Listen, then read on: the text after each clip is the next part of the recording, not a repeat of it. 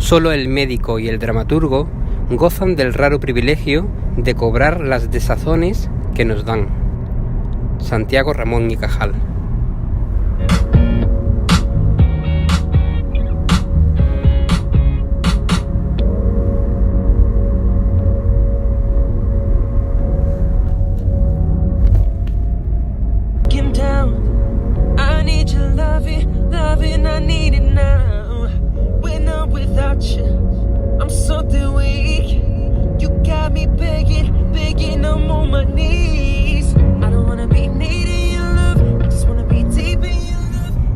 Hola a todos, bienvenidos a Medicina MP3 y en esta ocasión un tema muy interesante, un tema de neurología. Vamos a tratar el síndrome confusional agudo. Bienvenidos a todos.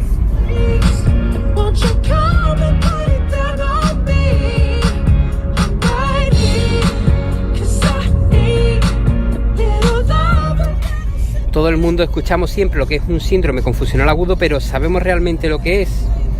Como concepto fundamental tenemos que es un trastorno de atención y de las capacidades mentales de inicio agudo o subagudo y de curso fluctuante. Hay unos criterios de síndrome confusional agudo del DSM-4 que dicen que hay una alteración de la conciencia, hay un cambio de las funciones cognitivas, es decir, la memoria, la desorientación, el lenguaje, una alteración que se presenta en un corto periodo de tiempo y tiende a fluctuar a lo largo del día. Y también una demostración, a través de una historia clínica y una exploración física y laboratorio, de que la alteración es un efecto fisiológico directo de una enfermedad médica.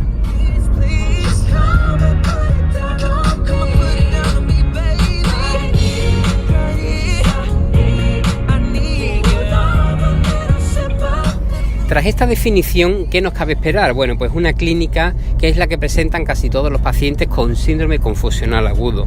Todos los pacientes suelen presentar un déficit de atención que condiciona las funciones cognitivas, es decir, la persona tiene un lenguaje confuso, un lenguaje que no se le entiende, un pensamiento desorganizado, no es capaz, por ejemplo, de seguir contigo una conversación, o unos trastornos de la percepción, de la memoria, no se acuerdan apenas de nada, de la conducta.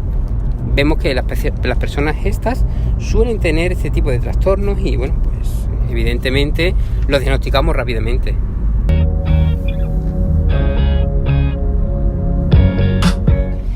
También estas personas suelen tener una alteración fluctuante del nivel de conciencia. Muchas personas, son casi siempre personas mayores, ¿no? Estupor, hiperactividad, suelen tener también desorientación. Muchas veces se desorientan, los vemos a lo mejor por la calle sin saber llegar a su casa, o presentan incluso una agitación psicomotora. Nos avisan mucho en el DECU, las ambulancias, porque están muy agitados. Puede presentar un síndrome confusional agudo. Y por supuesto el sueño. El sueño es una clave, una constante en este tipo de patología porque se altera mucho el sueño de vigilia y el sueño.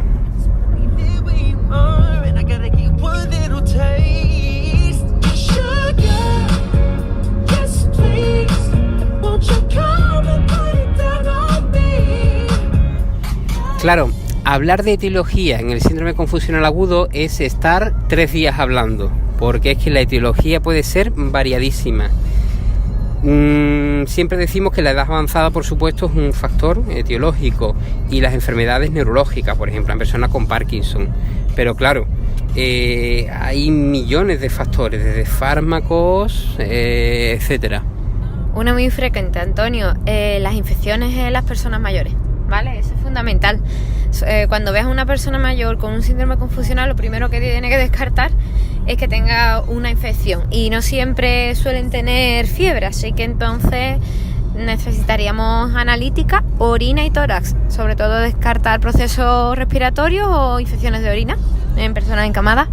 Efectivamente, Tránsito, no es la primera vez que se ve en urgencia, incluso en un domicilio, una persona con un síndrome de confusional agudo y lo único que tiene es una infección de orina, prácticamente silente, sin síntomas. Se trata de infección de orina, se elimina el síndrome confusional agudo, así de sencillo.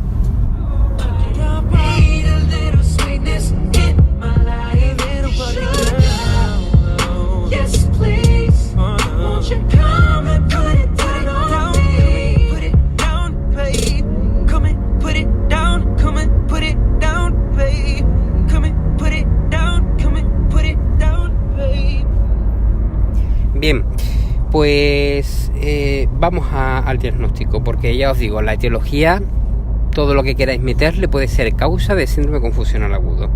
Vamos con el diagnóstico. Bien, el diagnóstico, bueno, es una herramienta, se utiliza una herramienta muy sencilla, que es la Confusion Assessment Method, que es el CAM, es una herramienta sencilla para determinar si el delirio es el diagnóstico más probable. Bastante sensible y bastante específico. Esta herramienta tiene 4 características. La primera es el inicio agudo y el curso fluctuante, como dijimos en la definición. Tiene que presentarse de forma aguda y ser fluctuante. También la inatención, es decir, el paciente no está atento. Una tercera es el pensamiento desorganizado. El paciente no es capaz, por ejemplo, de mantener conversaciones o tener conversaciones coherentes, y la alteración del nivel de conciencia. Para el diagnóstico del delirio es necesaria la presencia de las 2 primeras, más la tercera o la cuarta. En total son 3. Y por supuesto, aparte de este método, tenemos pruebas complementarias, como dijo antes Tránsito, analíticas de orina, de iones con calcemia, radiografía de tórax, electro. Como la etiología es tan variada, bueno, pues la batería de pruebas debería ir enfocada a algo que sospechemos, pero en teoría desde un TAC, un electroencefalograma, cualquier cosa es útil para diagnosticar el síndrome confusional agudo.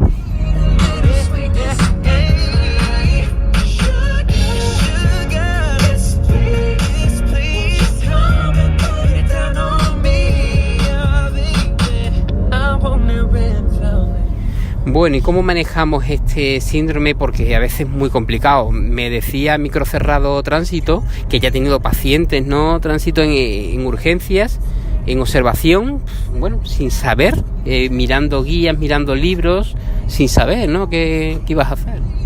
Bueno, sobre todo en el síndrome confusional agudo, como en todas las patologías, lo más importante es ir descartando procesos y sobre todo lo más prevalente.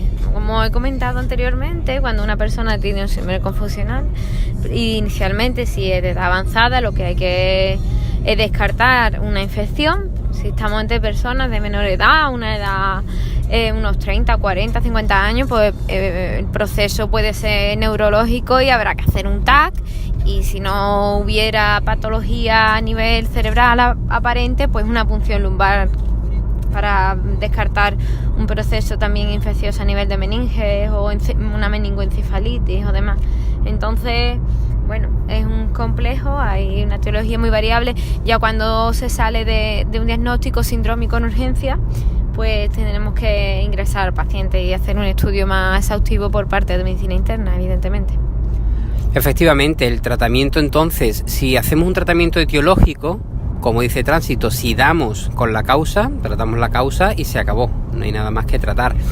Pero un tratamiento en principio no etiológico puede ser farmacológico o no farmacológico. Hay algunas normas no farmacológicas, como por ejemplo mantener siempre con los pacientes de mayor edad una estimulación sensorial adecuada, tenerlos estimulados.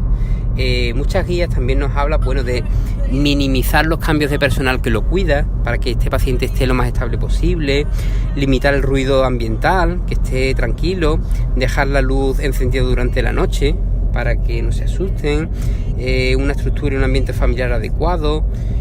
Muchas normas que son más que también nada geriátricas, pero bueno, ayudan mucho también a que este tipo de pacientes se estabilicen. Y después tenemos los tratamientos farmacológicos. Se dice siempre que es preferible evitar el uso de fármacos, pero bueno, si es necesario se deben revisar todos los medicamentos.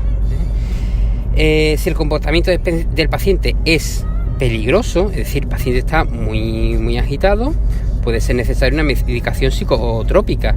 Los fármacos más eficaces, el haloperidol. Haloperidol en un paciente con agitación psicomotriz va muy bien, es el más utilizado, en que se tiene más experiencia y un perfil mejor de seguridad. También van bien las benzodiazepinas en general. Lo que pasa es que pueden empeorar la confusión y la somnolencia del paciente. Entonces, claro, ahí hay que jugar un poco con los dos. Yo estaría mejor por el haloperidol. Girl, you're hotter than the Southern California days. I don't wanna play no games.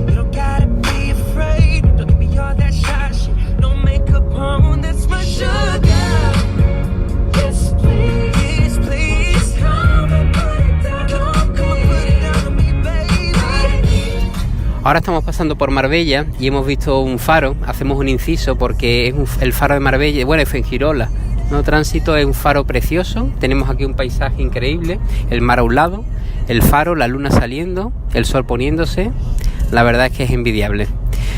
Muy bien, seguimos con los neurolépticos, como decíamos, después del haloperidol, la risperidona.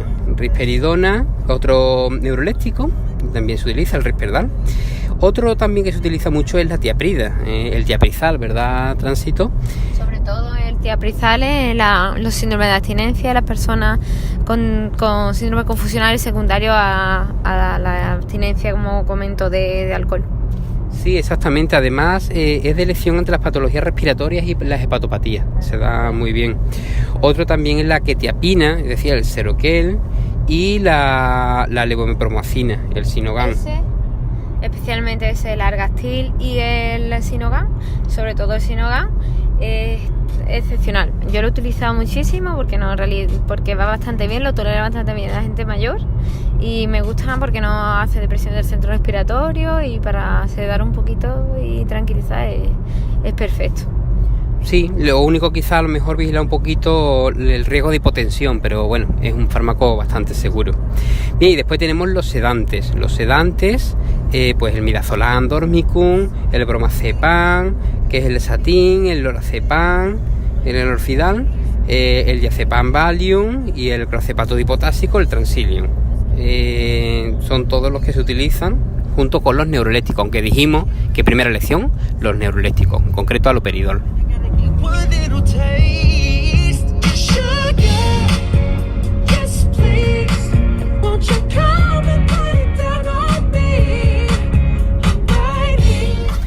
Bueno, y finalmente los criterios de ingreso. Tenemos 4 criterios de ingreso de una persona con síndrome confusional agudo. Siempre que la patología subyacente lo requiera, es decir, si el paciente es que por una hipoxia, pues lógicamente tendremos que ingresar.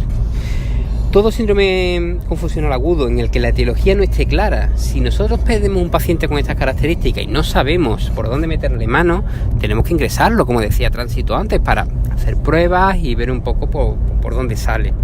También otro criterio es que cuando existe una patología de base que se descompense, como decíamos antes, una hipoxia, una acidosis metabólica, una encefalopatía, todo eso pues hay que ingresarlo. Y finalmente cuando tras la estancia en observación no haya revertido parcialmente y no se puede mandar lógicamente a su domicilio, ahí se tiene que ingresar. ¿Para qué? Para seguir observándolo, seguir poniéndole tratamiento y demás.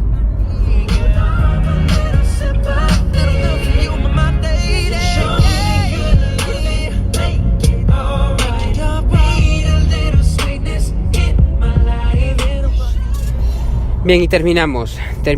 Bueno, deciros que como es un síndrome tan general y a veces tan abstracto, se puede confundir con enfermedades psiquiátricas, demencia, incluso con un ictus, con una enfermedad, un síndrome de Korsakoff, un estatus epiléptico, pero bueno, eso ya es casi harina de otro costal.